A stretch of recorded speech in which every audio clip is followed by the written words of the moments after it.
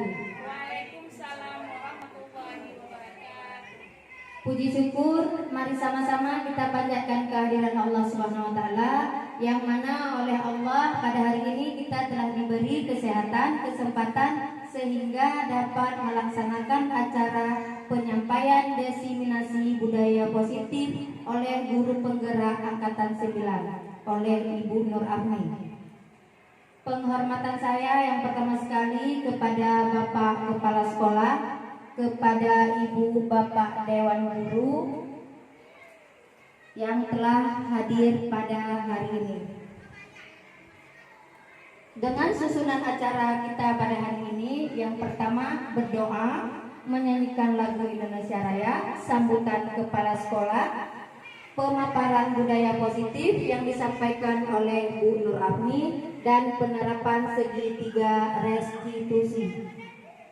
Sebelum kita mulai acara kita pada hari ini, untuk mengambil berkah pada hari ini, mari sama-sama kita membaca surat Al-Fatihah.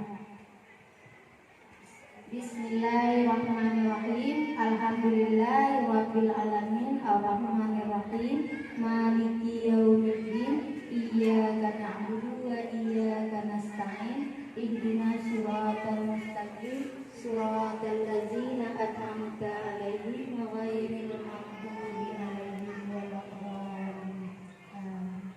Selanjutnya menyanyikan lagu Indonesia Raya yang dipimpin oleh Ibu Halim. Mohon semuanya untuk berdiri.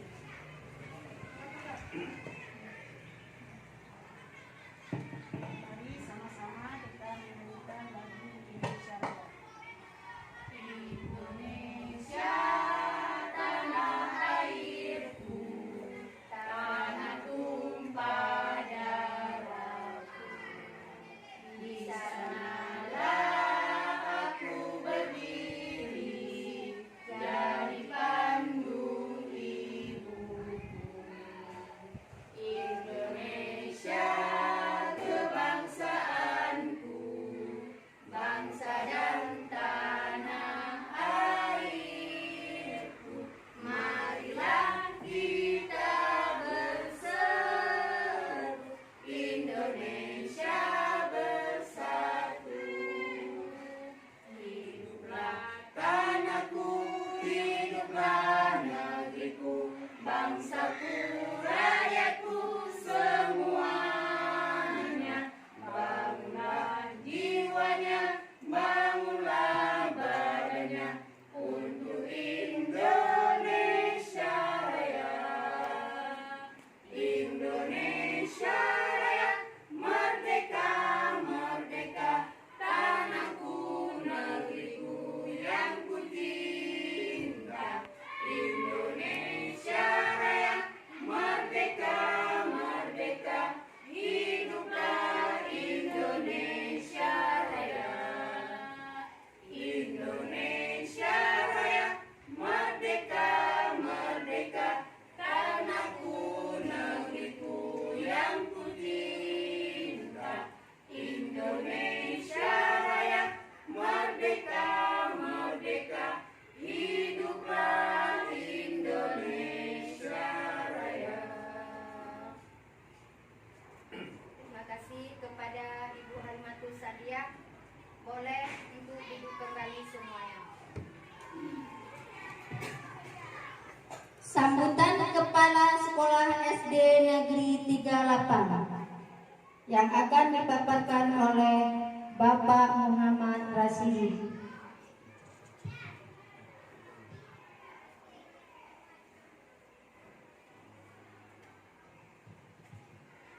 Assalamualaikum warahmatullahi wabarakatuh.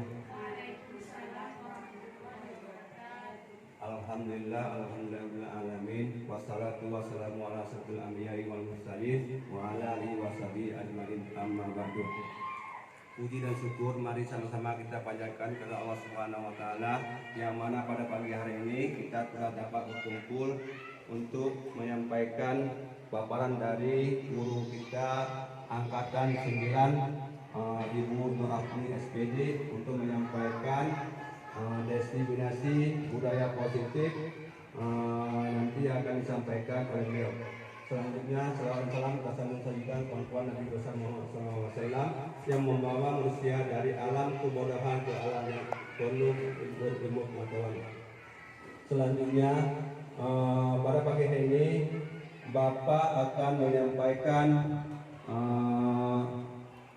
kepada calon penggerak angkatan 9 untuk bisa memaparkan budaya positif, dan kepada kita rekan-rekan guru yang belum lewat di angkatan 9, mungkin di angkatan 10 nanti bisa kayak Ibu Afni ini bisa lulus semuanya, dan di angkatan yang 11 ada beberapa orang lagi supaya kita bisa menyusul saudara kita Ibu Nur Afni.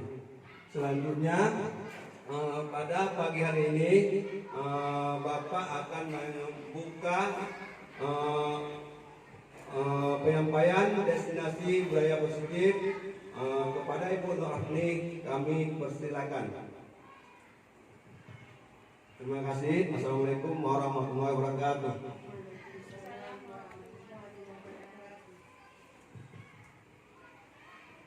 Pemaparan budaya positif yang akan disampaikan oleh Ibu Nur Afni. Kepada Ibu Nur Afni dipersilahkan. Baik, dengan mengucapkan Bismillahirrahmanirrahim. Assalamualaikum warahmatullahi wabarakatuh. Waalaikumsalam warahmatullahi wabarakatuh.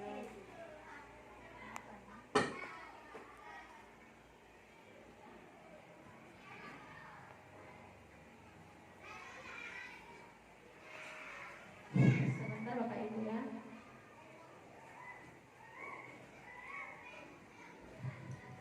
Baik, sebelumnya saya ingin membuka dulu. Assalamualaikum warahmatullahi wabarakatuh. Puji dan syukur marilah sama-sama kita panjatkan kehadirat Allah Subhanahu wa taala yang mana pada hari ini kita telah dapat diberi kesehatan, kesempatan sehingga kita dapat berkumpul pada ruangan yang sederhana ini. Dan tidak lupa selawat beriring salam marilah kita sajikan ke pangkuan Nabi besar Muhammad SAW yang telah membawa kita dari alam kegelapan ke alam yang terang menerang, dari alam kebodohan ke alam yang berilmu pengetahuan seperti yang dapat kita rasakan pada saat ini. Yang terhormat Bapak Kepala Sekolah yang telah berhadir pada acara hari ini, yang saya cintai dan yang saya banggakan rekan-rekan guru hebat yang ada di ruang diskusi pemaparan diseminasi modul 1.4 yaitu budaya positif. Baiklah, saya langsung saja untuk memaparkan yaitu diseminasi budaya positif pada modul kami yaitu pada modul 1.4 yang akan saya paparkan oleh Nur Afni saya sendiri.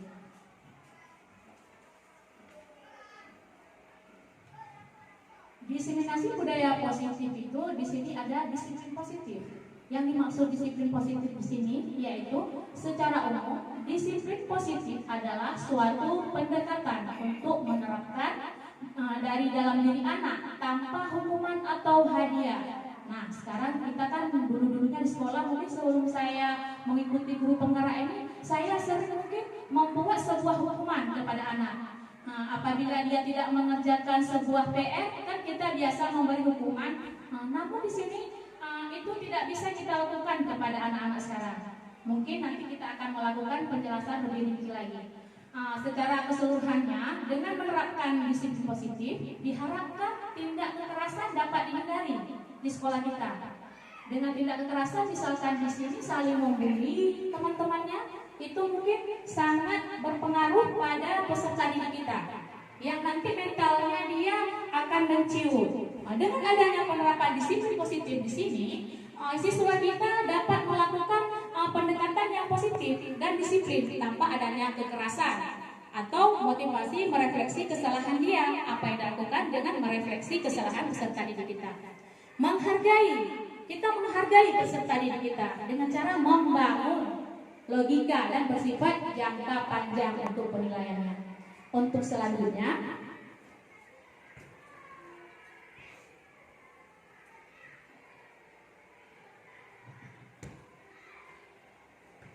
nah Nah, di sini disiplin positif dan nilai-nilai kebajikan universal yang kita rasakan sangat penting yaitu ditanamkan pada murid-murid kita. Salah satunya apa? Misalkan kepedulian. Dia peduli terhadap temannya. Misalkan temannya ada yang mengalami musibah atau ada temannya yang lagi sakit, dia peduli. Di sini berarti ada terapkan disiplin positif atau nilai-nilai universal yang telah kita tanamkan pada diri siswa. Ada integritas, kesabaran, tanggung jawab, mandiri. Mandiri di sini bisa kita katakan dia mandiri dalam membuat tugasnya tanpa mencontek pada teman-temannya. Itu merupakan sebuah nilai disiplin positif. Dan tanggung jawab. Tanggung jawab di sini dia bisa juga misalkan mengerjakan piket tepat waktu. Itu merupakan nilai tanggung jawab yang akan kita tanamkan pada peserta didik kita. Dan keselamatan. Maksud daripada keselamatan, contohnya dia sering melakukan misalkan di daerah kita kan biasa di sini ada anak-anak main sepeda di saat jam istirahat. Mungkin itu merupakan sebuah poin yang tidak baik dilakukan itu untuk menerapkan disiplin yang dinamakan dengan keselamatan. Untuk kesehatan bisa juga di sini kalau dulunya pada COVID-19 mungkin kita sering melakukan memakai COVID untuk membuat siswa peserta didik kita untuk dalam ketentuan kesehatan. Hal itu karena nilai-nilai tersebut merupakan nilai-nilai universal dalam wadah kebinekaan. Selanjutnya, disiplin positif di sini yang pertama, cara penerapan disiplin yang mengajarkan anak bertanggung jawab. Berarti kalau anak tersebut sudah bertanggung jawab, berarti penerapan disiplin positifnya sudah ada sama dirinya. Dengan menumbuhkan kesadaran diri berdasarkan nilai-nilai kebajikan. Misalkan dia berbuat salah, berarti dia mau mengakui kesalahannya. Itu berarti anak tersebut sudah ada dalam diri jiwanya disiplin positif.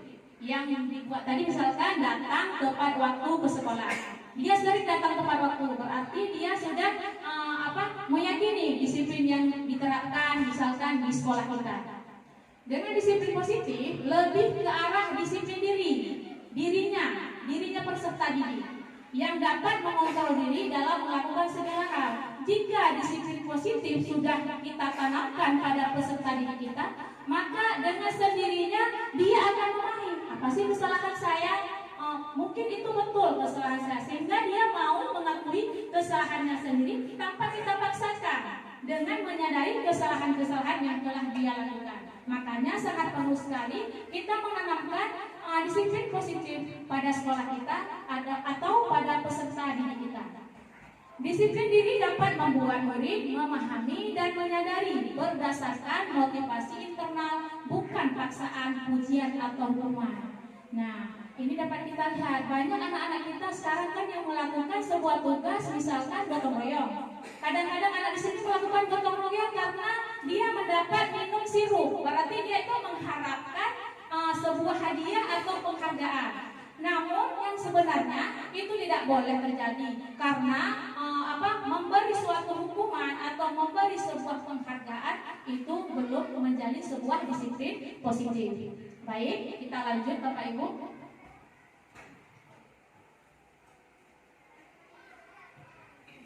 Nah, di sini seorang guru yang baik harus memiliki kemampuan dalam mewujudkan budaya positif di sekolahnya. Kita seorang guru yang profesional harus bisa mewujudkan kemampuan dalam mewujudkan budaya positif. Budaya positif tersebut dapat dijalankan dengan menerapkan konsep-konsep inti seperti disiplin positif. Memahami perilaku manusia berkaitan dengan hukum dan penghargaan. Posisi kontrol seorang guru membuat keyakinan sekolah atau kelas dalam menerapkan segitiga restitusi dalam menyelesaikan masalah terhadap peserta didik kita. Perlu adanya kita ketahui, biasa di sekolah kita juga ada berbagai macam permasalahan. Cara kita menyelesaikan berbagai macam permasalahan itu dengan yang pertama kita dulu untuk membuat sebuah keyakinan kelas. Apabila siswa kita melanggar keyakinan kelas, kita tidak perlu menghukum, menjadi penghukum, bisa menjadi manajer. Itu merupakan sebuah kontrol dulu. Ada manajer, ada pembuat rasa bersalah, ada dua lagi dan yang perlu kita ketahui untuk penerapan segitiga restitusi. Nanti akan kita bahas.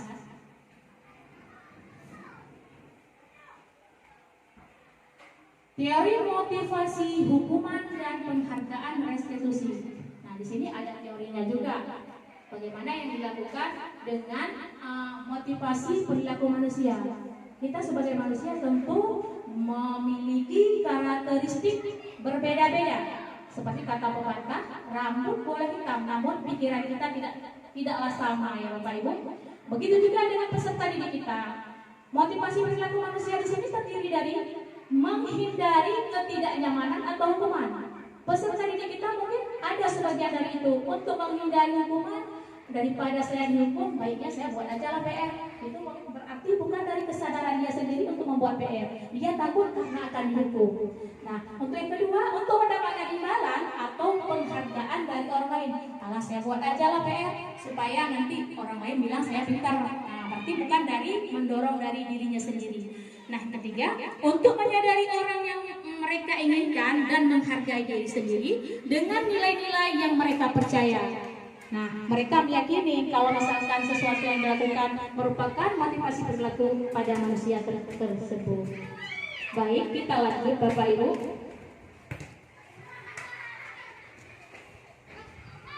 Nah, di sini ada juga motivasi perilaku pada manusia. Ada dua motivasi di sini, motivasi internal, nanti ada juga motivasi eksternal. Sekarang kita bahas motivasi internal. Untuk motivasi ini, untuk menjadikan orang yang mereka inginkan, jadi bebas, ya. Tidak bisa kita kamu si A, kamu harus begini, nggak bisa. Kita nggak bisa memaksa seorang siswa untuk menjadi yang semau kita. Dia kita beri menuntun pada kodrat alam dan kodrat sama. Untuk menjadi orang yang mereka inginkan dan menghargai diri sendiri dengan nilai-nilai yang mereka percaya. Seperti nilai-nilai yang kita terapkan pada mereka, misalkan disiplin tadi, jujur, adil, bertanggung jawab, kolaborasi. Nah, selanjutnya sebaiknya menghindari hukuman dan pemberian penghargaan. Untuk menjadi seorang guru yang baik atau untuk menjadi pemimpin yang begitu profesional, sebaiknya kita tanpa memberikan hukuman kepada peserta didik kita atau penghargaan yang berlebihan agar minimalisir motivasi eksternal dalam diri murid. Supaya apa? Supaya peserta didik kita yakin akan kesadaran dirinya sendiri tanpa memberikan hukuman atau penghargaan. Kita lanjut Bapak Ibu.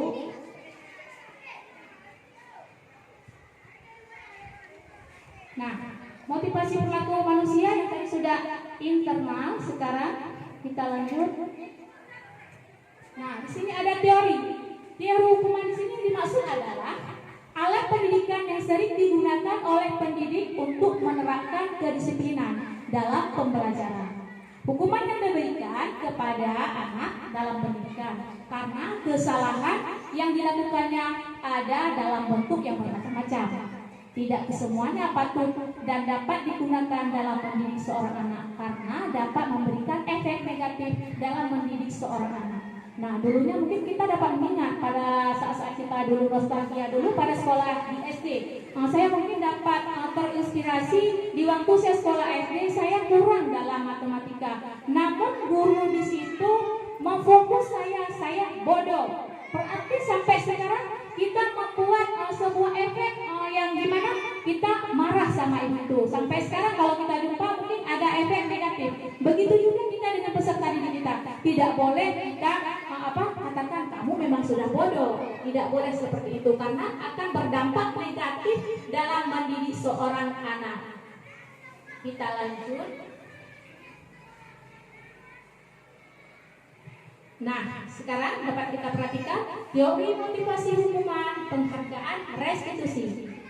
Diana Dustin dalam buku Restoring School Discipline menyatakan ada 3 motivasi perilaku manusia. Yang pertama, untuk menghindari ketidaknyamanan atau hukuman. Ini adalah tingkat terendah dari motivasi perilaku manusia. Biasanya ya, orang yang termotivasi perilakunya untuk menghindari hukuman atau ketidaknyamanan akan bertanya, apa yang akan terjadi apabila saya tidak melakukannya?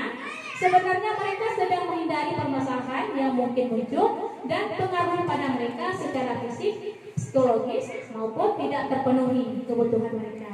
Bila mereka tidak melakukan tindak tersebut, motivasi ini bersifat eksternal. Itu mungkin yang kita lakukan ya. Kita baru melakukan motivasi internal. Baik, Bapak Ibu kita lanjut. Ya, teori motivasi hukuman penghargaan restitusi tadi sudah. Untuk sekarang ini sudah juga ya.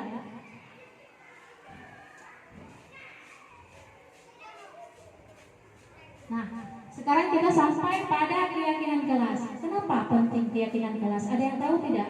Kenapa penting kita lakukan keyakinan kelas? Ada yang tahu, Bapak Ibu? Silakan, Ibu.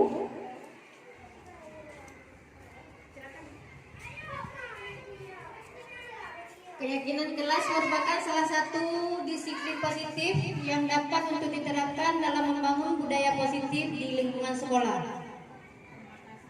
Terima kasih. Tepuk tangan dulu untuk kawan kita yang telah menjawab, yaitu daripada keyakinan kelas. Baik, di sini saya akan membahas sedikit pengertian keyakinan kelas, yaitu keyakinan kelas merupakan salah satu disiplin positif yang dapat untuk diterapkan dalam membangun budaya positif di lingkungan sekolah. Dengan adanya sebuah keyakinan kelas, maka setiap kelas diharapkan mampu mewujudkan tujuan pendidikan yang lebih berorientasi kepada profil pelajar Pancasila. Ada yang tahu profil pelajar Pancasila itu ada berapa? Ada 6 ya. Ya betul sekali Bapak Ibu. Salah satunya beriman dan bertakwa kepada Tuhan Yang Maha Esa. Apa lagi? Berkebinekaan Iya, global, betul sekali. Berkebinekaan global, mandiri, kreatif, bernalar kritis. Apa lagi? Bertanggung jawab, ada di situ. Gotong Ya, royong. ya, dan gotong royong. Terima kasih yang telah menjawab. Terima kasih. Kita lanjut. Kita jelaskan di sini sedikit. Keyakinan kelas di sini, setiap kelas mempunyai keyakinan. Yang dimaksud keyakinan kelas ini sebuah kesepakatan yang telah kita lakukan bersama dengan murid-murid kita atau peserta didik kita yang telah kita buat. Mungkin Bapak Ibu sudah melihat saya pernah membuat keyakinan kelas di kelas 6 bersama peserta didik saya untuk melakukan sebuah keyakinan itu yang datang dari diri mereka, bukan dari paksaan kita Bapak Ibu. Kita lakukan dengan keyakinan mereka. Apa kesepakatan yang telah disepakati bersama? Maka itu akan menjadi keyakinan kelas. Supaya apa? Setiap apa yang dilakukan nanti atau yang dilanggar itu akan tersadar oleh keyakinan diri dia sendiri tanpa paksaan dari kita. Itu merupakan sebuah keyakinan kelas agar terciptanya perubahan ke arah yang lebih baik lagi. Kita lanjut Bapak Ibu. Nah, keyakinan kelas adalah yang dibuat bersama guru dan murid. Siapa-siapa saja mungkin di sini ada guru, ada murid, berdasarkan keyakinan yang diyakini dan disepakati. Dengan adanya keyakinan ini, kita menjadi lebih disiplin dan bertanggung jawab sehingga terciptanya kelas impian seperti yang kita harapkan. Kita maunya kan kelas kita itu harus aman, nyaman. Namun bagaimana cara kita melakukannya? Membuat suasana kelas lebih nyaman. Misalkan dalam pembelajaran nanti kan kita nggak mau terjadi sesuatu hal yang tidak baik, maka kita lakukan dulu keyakinan kelas, kesepakatan yang sudah kita sepakati bersama gurunya dan peserta didiknya. Nanti akan diterapkan keyakinan kelas dalam kesepakatan bersama. Kita lanjut Bapak Ibu.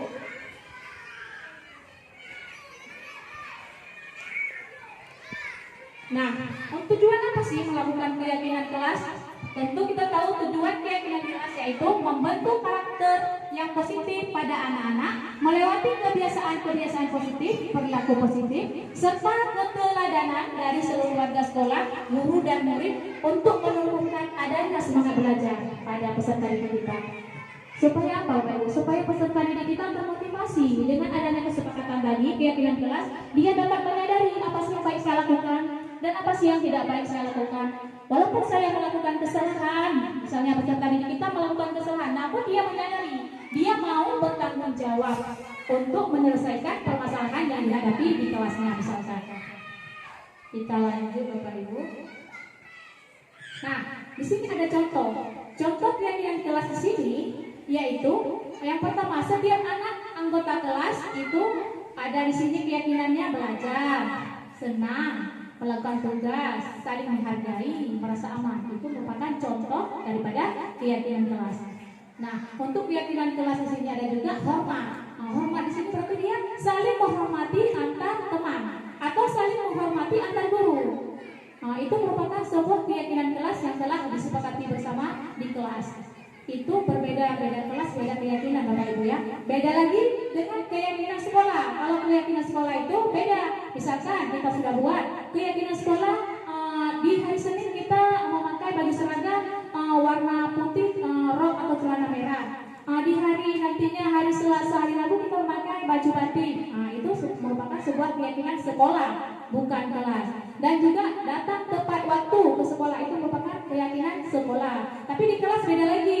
Beda lagi di mana maksudnya di sini? Beda lagi dalam misalkan dia saling menghormati antar guru. Itu merupakan keyakinan kelas. Atau saling menghormati antar kawan. Berarti dia nanti saling menghormati antar kawan dia di kelas atau kelas yang lainnya. Tidak melakukan pelanggaran. Apabila pun dia melakukan pelanggaran, dia akan termotivasi dengan kesadaran sendirinya sehingga dia mau bertanggung jawab dalam hal tersebut. Begitu Bapak Ibu.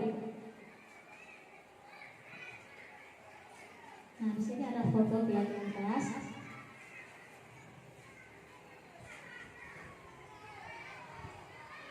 Baik, kita lanjut Bapak Ibu ya.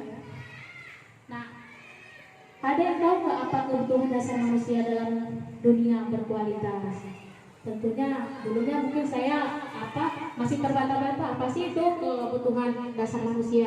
Tapi setelah saya mempelajari modul 1.2, 3 dan 4, saya mungkin dapat tahu apa itu sih dasar-dasar manusia dalam dunia berkualitas. Yang pertama itu ada penguasaan atau kasih sayang dan kesenangan, kebebasan untuk bertahan hidup. Manusia ini yang pertama dia itu membutuhkan kesenangan. Tanpa senang manusia mungkin tidak bisa juga hidup, ya kan Bapak Ibu? Begitu juga dengan kasih sayang, cinta antar keluarga, bapak, anak dan ibunya. Begitu juga dengan kebebasan. Kita di sini kan tidak suka kalau kita tidak diberi kebebasan. Begitu juga dengan peserta didik kita. Harus kita beri kebebasan. Dan untuk bertahan hidup di sini ada penguasaan, kesenangan, kasih sayang dan rasa terima dari kasih sayang tersebut. Kita lanjut Bapak Ibu. Nah, posisi kontrol guru di sini ada beberapa, ada 5 salah satunya. Ini yang perlu kita terapkan pada diri kita guru untuk menjadi guru yang berkompetensi. Kita harus tahu apa itu posisi kontrol. Posisi kontrol guru yaitu salah satunya penghukum. Di sini biasanya kita memakai sebagai penghukum Bapak Ibu ya. Namun sebaiknya kita jangan memakai sebagai penghukum. Kita bagusnya memakai sebagai manajer atau pemantau atau teman. Pembuat rasa bersalah pun jangan kita lakukan. Sebaiknya Bapak Ibu ya. Kalau manajer di sini kan menanyakan seperti contoh yang telah saya buat restitusi itu, kita sebagai manajer menanyakan, bukan mempersalahkan, mencari solusi dalam berbagai masalah. Sama halnya juga seperti pemantau. Begitu Bapak Ibu. Ada 5 macam di sini posisi kontrol, penghukum, pembuat merasa bersalah, teman, pemantau dan manajer. Yang sering saya pakai sebagai manajer. Mungkin dulunya saya memakai penghukum, namun itu jangan Bapak Ibu kita hindari saja. Baik, nah dimaksud dengan penghukum di sini yaitu seorang penghukum bisa menggunakan hukuman fisik maupun verbal. Maksud hukuman fisik di sini kadang-kadang kan ada tapi bukan kita Bapak Ibu ya. Ada yang mencewek, itu kan hukuman menyakiti fisiknya. Dan maupun verbal, orang-orang yang menjalankan posisi penghukum senantiasa mengatakan bahwa sekolah memerlukan sistem atau alat yang dapat lebih menekan murid-muridnya lebih dalam lagi. Itu untuk penghukum. Untuk guru-gurunya yang menerapkan posisi penghukum akan berkata, patuhi aturan saya atau awas kamu ya, kamu selalu saja salah. Kan biasa kita gitu Bu ya, kalau sebagai penghukum. Nah, ciri khas penghukum adalah nada suara tinggi, bahasa tubuh, mata melotot, dan jari menunjuk-nunjuk. Mungkin di sekolah-sekolah lain ada gitu ya, namun kita tidak ada Bapak Ibu ya. Kita harap jangan Bapak Ibu. Itu sungguh tidak bagus kita lakukan pada peserta didik kita sebagai penghukum. Kita lanjut. Nah, pembuat rasa bersalah ini kontrol yang kedua itu pembuat rasa bersalah. Pada posisi ini biasanya guru atau orang tua akan bersuara lebih lembut. Pembuat rasa bersalah akan menggunakan keheningan yang membuat orang lain merasa tidak nyaman, bersalah atau rendah hati. Nah, kalau ibu biasanya kecewa sekali dengan kamu, itu biasanya kita lakukan. Berapa kali ibu harus memberitahu kamu ya? Gimana sih? Coba kalau orang tua kamu tahu kamu berbuat salah begini, itu contoh yang ibu paparkan. Khas membuat merasa bersalah. Ada suaranya mungkin rendah sedikit, tidak sama tadi seperti penghukum ya. Ini walaupun ada yang kita lakukan di sini, namun tidak seberat seperti penghukum tadi. Kita lanjut Bapak Ibu. Sedangkan di posisi kontrol yang ketiga yaitu ada teman. Nah ini bagus Bapak Ibu. Kita sebagai teman atau manajer bagus. Ini sebagai teman, guru pada posisi ini tidak akan menyakiti murid. Karena menganggapnya seperti teman sendiri. Walaupun kita seorang guru, berupaya mengontrol murid melalui pendekatan persuasi. Contohnya misalkan guru mengatakan seperti, ayo bantulah demi bapak ya, ayo ingat tidak bantu ibu selama ini, itu lemah suaranya. Ya sudah, kali ini tidak apa-apa, nanti ibu bantu bereskan, begitu. Jadi mungkin nada suaranya kita itu berbeda dengan penghukum yang tadi ya kan.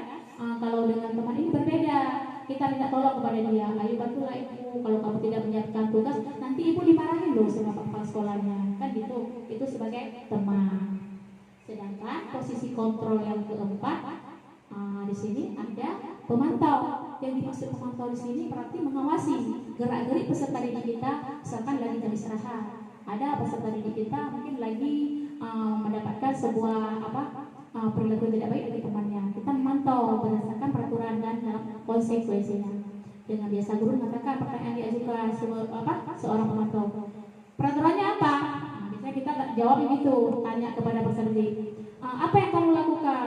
Sanksi atau konsekuensinya apa yang sudah kita buat? Biasanya kita jawab itu sebagai pemantau. Nah, kita lanjut, nanti dapat kita simpulkan yang mana bagus kita lakukan di sekolah kita. Sedangkan untuk manajer, kalau di sini posisi manajer itu yaitu posisi kontrol terakhir. Adalah manajer yaitu posisi di mana guru berbuat sesuatu bersama dengan murid, mempersilahkan murid, mempertanggungjawabkan perilakunya, mendukung murid agar dapat menemukan solusi atas permasalahannya sendiri. Biasanya guru mengatakan seperti ini, apakah kamu meyakininya? Jika kamu meyakininya, apakah kamu bersedia memperbaikinya? Misalkan ada kesalahan yang dilakukan, jika kamu memperbaikinya, hal ini menunjukkan apa tentang dirimu? Itu sebuah penerapan posisi kontrol guru. Nanti ada kita lihat di video restitusi, segitiga restitusi. Baik, itu semuanya ada 5 posisi kontrol tadi. Ada yang pertama tadi apa Bapak Ibu? Ada penghukum, ada pemantau, ada teman, ada satu lagi apa? Pemberi hukuman. Pemberi hukuman, pemantau, dan manajer. Ada, ingat Bapak Ibu, ada 5 posisi kontrol pada seorang guru. Yang baik kita lakukan itu sebagai manajer, boleh pemantau. Nah, kita lanjut Bapak Ibu. Posisi kontrol seorang guru yaitu manajer. Guru berbuat sesuatu bersama murid, mempersilahkan murid mempertanggungjawab terhadap perilaku dan memberikan dukungan kepada murid agar dapat menemukan solusi atas permasalahannya. Yang kedua, posisi manajer mengacu pada restitusi yang dapat menjadikan murid sebagai manajer bagi dirinya sendiri sehingga tercipta identitas positif berhasil pada diri murid. Kita menanyakan sebuah pertanyaan kepada murid dengan suara yang nada rendah. Misalkan, kamu ada masalah apa? Tadi saya memarahi teman saya. Apa baik itu kamu lakukan? Jawabnya tidak, tentu tidak ya kan? Karena kesadarannya diri sendiri dan telah kita buat keyakinan kelas tadi. Nah, sehingga dia mau menyelesaikan atau mau bertanggung jawab atas permasalahannya yang telah dibuatnya dengan kesadaran tanpa paksaan kita. Begitu Bapak Ibu.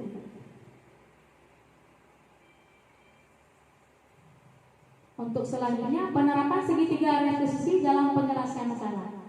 Ini sangat penting sekali di setiap ada masalah pada anak didik kita, yaitu kita dapat melakukan penerapan segitiga restitusi dalam penyelesaian masalah.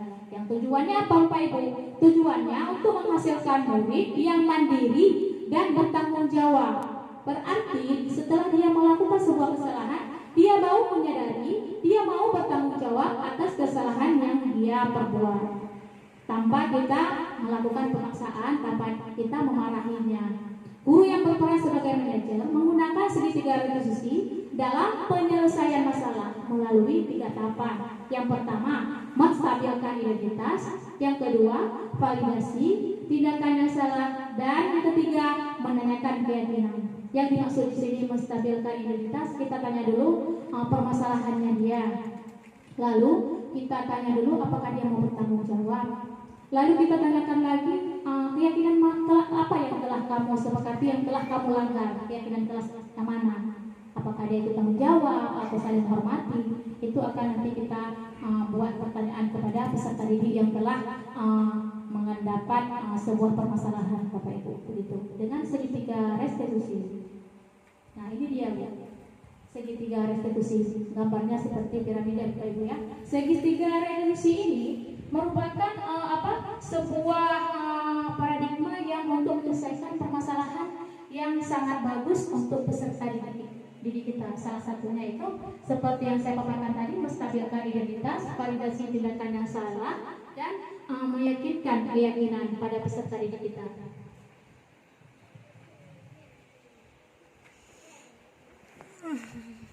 Kita lanjut Bapak Ibu, pengertian restitusi di sini.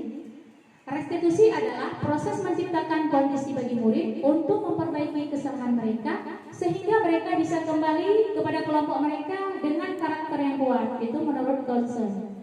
Dan restitusi dilakukan bukan untuk memfokus pada kesalahan. Berarti kita bukan mencari kesalahan peserta didik kita, namun sebuah tawaran, bukan paksaan yang berfokus pada penyelesaian masalah dengan solusi yang berasal dari diri murid. Berarti bukan sebuah paksaan yang saya bilang tadi, kita tidak memaksa dia untuk mengakui kesalahannya, namun dari kesadaran murid tersebut. Dengan Dengan restitusi ini membantu murid menjadi lebih memiliki tujuan, disiplin, positif, dan memulihkan dirinya setelah berbuat kesalahan. Dia berarti bisa mengerti apa sih kesalahan saya, apa sih yang telah saya langgar, kesepakatan kelas apa yang telah saya langgar. Dia menyadari dengan sendirinya, dengan dirinya sendiri, tanpa kita memaksa atau tanpa kita memarahi peserta didik kita. Dengan segitiga restitusi. Nah, kita lanjut Bapak Ibu, di sini ada menstabilkan identitas yang pertama. Yang dimaksud menstabilkan identitas di sini yaitu berdasarkan prinsip membuat kesalahan adalah bagian dari proses pembelajaran. Yang kedua, menggeser identitas anak dari orang gagal karena melakukan kesalahan ke orang yang sukses. Kita lanjut. Nah, yang kedua ada validasi tindakan yang salah. Yang dimaksud di sini validasi tindakan yang salah, guru bisa berdasarkan prinsip setiap perilaku berupaya memenuhi suatu kebutuhan tertentu. Guru akan menemukan cara paling efektif untuk memenuhi kebutuhan tersebut. Mengenali dan mengakui kebutuhan murid akan memperbaiki hubungan dengan murid. Kita melakukan wawancara dengan murid kita, misalkan ada permasalahan, kita panggil, boleh ke kantor untuk menyelesaikan permasalahannya. Kita bertanya dengan suara yang rendah tadi, dengan menanyakan apa kesalahan yang dia lakukan. Tidak perlu kita lakukan seperti itu. Kita tanya, ibu dengar kamu tadi ada apa dengan Dani misalkan. Oh iya bu, dia menjawab dengan dirinya sendiri tanpa kita, kamu salah ya. Kita nggak boleh memfokus anak seperti itu. Namun siswa tersebut yang mengakui kesalahannya dan mau meminta maaf dan mau bertanggung jawab dengan validasi tindakan. Nah, setelah itu kita menanyakan keyakinan dia. Setelah dia tadi mau bertanggung jawab, kita bisa menanyakan apa yang telah kamu lakukan tadi, keyakinan mana yang telah kamu langgar, keyakinan kelas yang sudah kita sepakati. Nah, untuk menanyakan keyakinan, murid akan siap dikaitkan dengan nilai kebajikan yang dipercaya bertindak menjadi orang yang diinginkan. Murid akan diberi pertanyaan-pertanyaan bermakna untuk memunculkan motivasi secara intrinsik.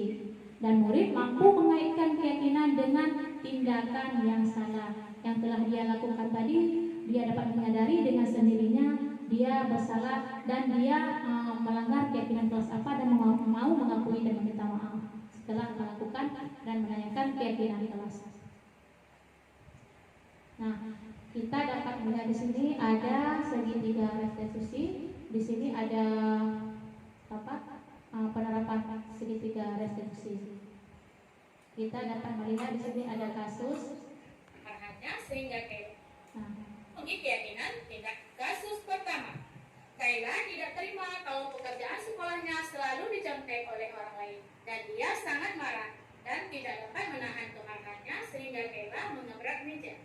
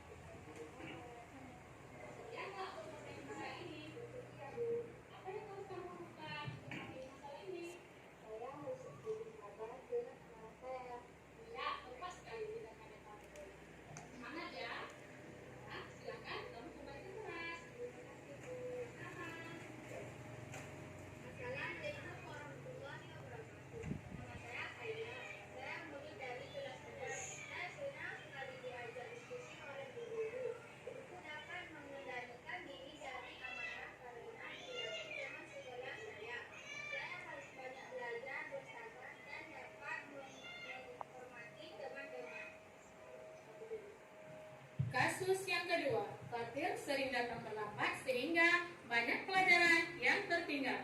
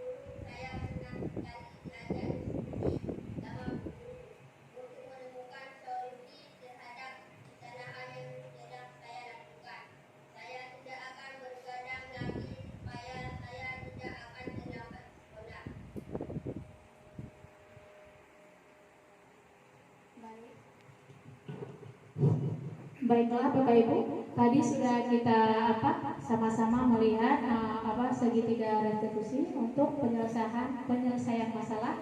Pada peserta didik kita ada dua versi dua macam permasalahannya. Yang tadi satu permasalahannya yaitu yang pertama, ada siswa yang kurang senang apabila pekerjaannya dicontek sama kawan lain. Untuk menyelesaikan permasalahan tersebut bagusnya kita melakukan dengan segitiga restitusi. Sedangkan kasus yang kedua yaitu permasalahannya ada siswa yang sering datang terlambat ke sekolah. Mungkin dikarenakan dia sering tidur terlambat atau sering main HP. Kebanyakan peserta didik kita sekarang kan sibuk dengan gamenya, ya Ibu. Kita lakukan penyelesaian itu dengan menggunakan segitiga restitusi. Jadi dapat kita simpulkan pada pemaparan hari ini, dengan membuat budaya positif yang baik, maka peserta didik kita akan menuntunnya ke arah perubahan yang lebih baik lagi.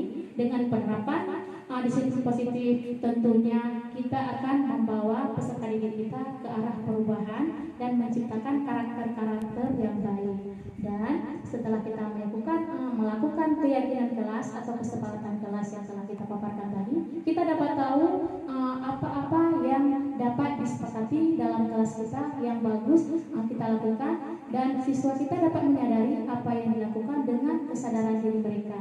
Dan yang terakhir yaitu segitiga restitusi, untuk penyelesaian suatu masalah dapat kita selesaikan dengan segitiga restitusi dengan melakukan kontrol guru tadi. Mungkin pemaparan saya cukup sampai di sini, lebih dan kurang saya mohon maaf. Ibu akhiri, wabillahi taufiq wal hidayah. Wassalamualaikum warahmatullahi wabarakatuh.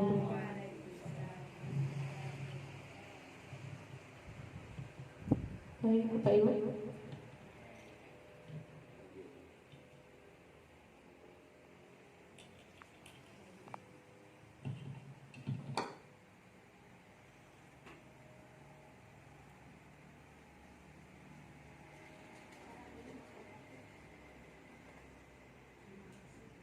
Terima kasih kepada Ibu Nur Apni yang telah memberi pengarahan untuk kita semua. Semoga bermanfaat untuk kita semua. Saya sebagai moderator mengakhiri. Assalamualaikum warahmatullahi wabarakatuh.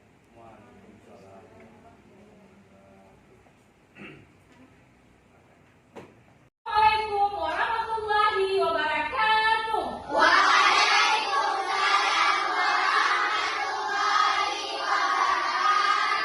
Apa kabar hari ini semuanya? Baiklah,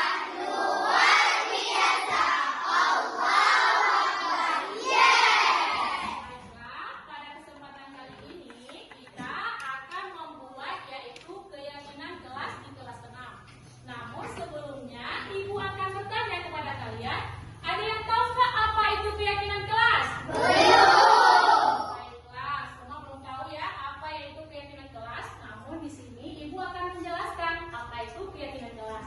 Keyakinan kelas itu sama seperti peraturan-peraturan yang ada di sekolah kita. Misalkan peraturan di sekolah kita datang tepat waktu, memakai baju warna putih pada hari Senin dan hari Selasa dengan rok merah. Itu merupakan sebuah keyakinan atau peraturan yang ada di sekolah kita. Namun pada kali ini kita akan membuat sebuah kesepakatan atau peraturan dalam kelas kita, di ruang kelas kita, yaitu dengan keyakinan kelas kita.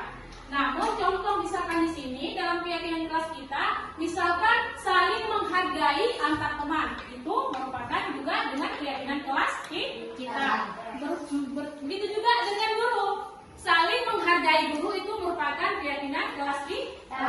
Contoh, pada saat ujian dilarang mencontek, itu merupakan sebuah kalimat yang negatif. Namun kita membuat menjadi kalimat positif, yaitu berupa dengan jujur, tidak boleh mencontek. Nah, sekarang Ibu akan membagikan kertas. Kalian dapat menulis di sini tentang keyakinan kelas kita. Ibu akan bagikan satu persatu. Kalian menulis tentang keyakinan kelas yang akan kita sepakati. Nah, coba kalian tulis satu persatu. Kalian tulis tentang keyakinan kelas kita. Kenapa keyakinan kelas kita lakukan? Supaya kita dapat melakukan sesuatu itu dengan keyakinan diri sendiri dan tanggung jawab kita bersama. Makanya kita buat keyakinan kelas dengan kesadaran kita, dengan kesepakatan kita bersama.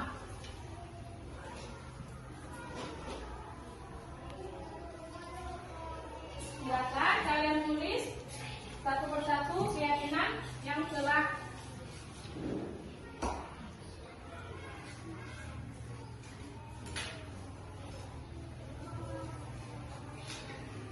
baik. Semuanya sudah menulis tentang keyakinan? Kalau sudah,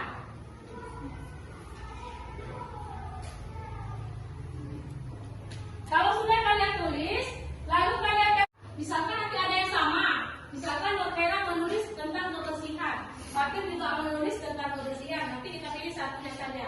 Misalkan ada kata yang sama. Namun apabila tidak sama, boleh kita sepakati dengan kesepakatan keyakinan kelas kita. Silakan tempel ke depan. Mana sudah paham? Silakan tempel ke depan.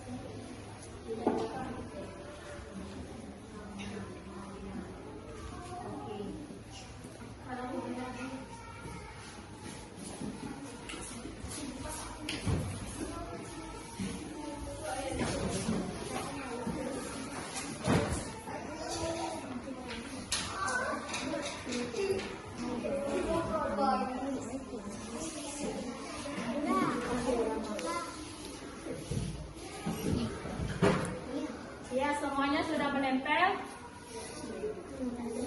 Iya, terima kasih yang sudah menempel.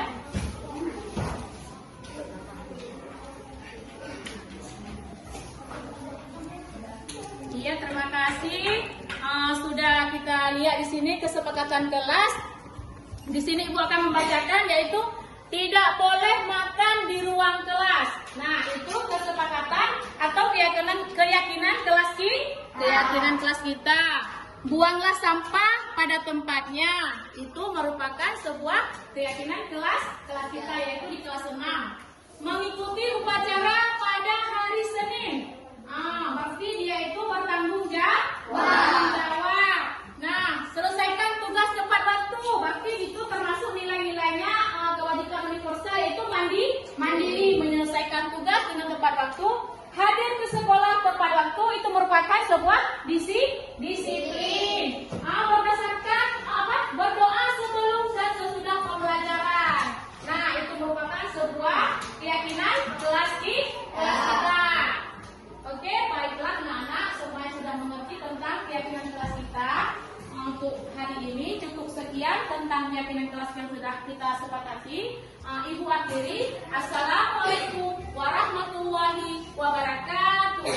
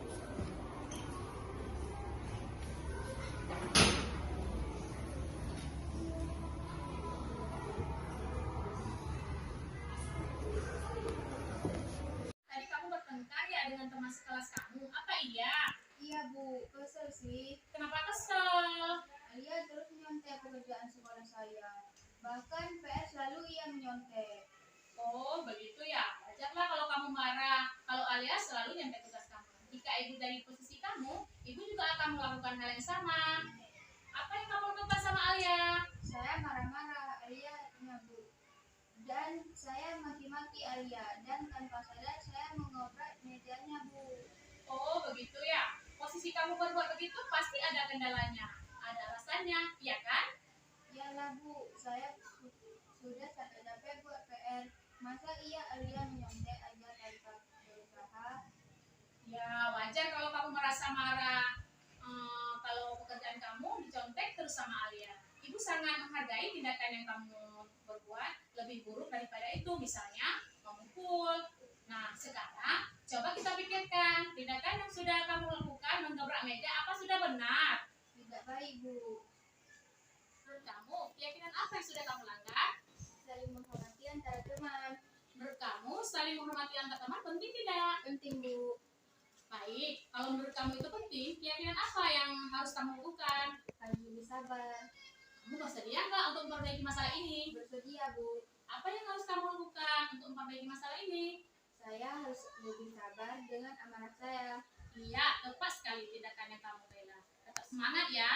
Sekarang silakan kamu kembali ke kelas. Terima kasih Bu. Sama-sama. Assalamualaikum warahmatullahi wabarakatuh. Nama saya Haila. Saya murid dari kelas 6. Saya senang sekali diajak diskusi oleh Bu Guru untuk dapat mengendalikan diri dari amarah karena perilaku teman sekelas saya. Saya harus banyak belajar, bersabar, dan dapat menghormati teman-teman. Ibu dengar dari Bu Tiket, kamu sering datang terlambat. Apa iya? Menurut kamu sering datang terlambat, baik tidak? Menurut kamu, berapa kali kamu sudah datang terlambat? Sering datang terlambat suatu kesalahan, bukan? Baik, tapi yang membuat kesalahan itu suatu hal yang wajar. Yang penting kita bisa belajar dari kesalahan tersebut dan kita bisa berusaha memperbaikinya. Setuju? Yuk kita cari solusinya bersama ya. Tapi sering datang terlambat pasti punya alasannya. Kenapa sih Fakir sering datang terlambat? Karena saya sering berkadang dulu main HP dan pulang tidur. Bahkan tahu nggak keyakinan kelas apa yang sudah kita sepakati? Tahu Bu. Kalau terlambat ke sekolah sesuai keyakinan kelas tidak? Tidak Bu. Menurut kamu, keyakinan kelas apa yang sudah kamu langgar? Menurut kamu, disiplin penting tidak bagi kita? Penting Bu, karena membuat saya sekolah kalau Betul, menghargai waktu itu penting dan bermanfaat bagi kita. Seperti menghargai orang-orang. Pekerjaan menjadi tidak menumpuk dan kita juga dapat melatih rasa peduli pada orang lain. ya Bu, saya menyesal sudah datang terlambat ke sekolah. Saya mohon maaf sudah datang terlambat ke sekolah. Ia hadir sikap yang baik sudah kamu lakukan dengan meminta maaf. Tidak terlambat lagi ke sekolah. Saya akan tidur lebih cepat dan tidak akan begadang lagi agar saya tidak terlambat ke sekolah lagi. Baik, Fatir, kamu sudah menemukan solusinya. Ibu akan bekerja sama dengan orang tua kamu agar kamu tidak terlambat ke sekolah lagi. Sekarang, silakan kamu kembali ke jalan. Assalamualaikum warahmatullahi wabarakatuh. Nama saya Fakir Ramadan. Saya siswa dari kelas 6. Terima kasih Bu Guru. Saya senang sekali diajak diskusi sama Bu Guru untuk menemukan solusi terhadap kesalahan yang telah saya lakukan. Saya tidak akan bergadang lagi supaya saya tidak akan terlambat sekolah.